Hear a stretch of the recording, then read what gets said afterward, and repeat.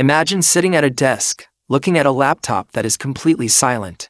There is no fan noise, no heat radiating from the keyboard, and no bulky power brick plugged into the wall. Yet, beneath that sleek aluminum chassis, a piece of silicon is performing computations that, just a few years ago, would have required a massive desktop tower chugging hundreds of watts of electricity. This isn't just an incremental update. This isn't a minor refresh designed to bump up a spec sheet and satisfy shareholders. This is the moment where portable computing crosses a definitive line, entering a realm of power so absolute, it borders on the absurd. For years, the professional creative community has been trapped in a relentless compromise. If you wanted portability, you had to sacrifice performance. If you wanted raw, unadulterated speed for heavy workloads, you had to be chained to a desk, listening to cooling fans that sounded like a jet engine taking off. But Apple's silicon transition shattered that paradigm. And today, the evolution has reached its absolute peak. We are looking at a machine engineered for the top fraction of 1% of power users. The filmmakers editing multiple streams of raw 8K footage on a beach, the data scientists training massive localized machine learning models in a coffee shop, and the developers compiling millions of lines of code while running on battery power. This is the definitive, inside look at the monster that is the Apple MacBook Pro powered by the M6 Max. To truly appreciate the engineering marvel that this machine represents, we have to look at the massive paradigm shift that brought us here.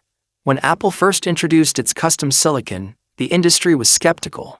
Critics wondered if an architecture rooted in mobile efficiency could ever truly compete with the heavy metal desktop processors dominated by traditional chipmakers. Not only did it compete, but it fundamentally rewrote the rules of thermal efficiency.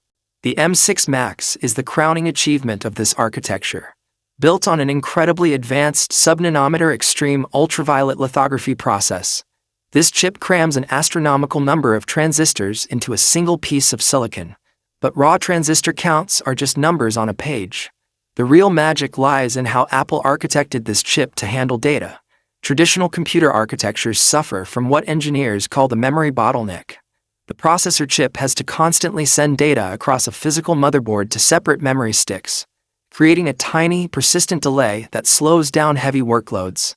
The M6 Max completely obliterates this bottleneck by utilizing a hyperdense unified memory architecture. The memory pools are integrated directly onto the chip package itself, sitting mere millimeters away from the processing cores.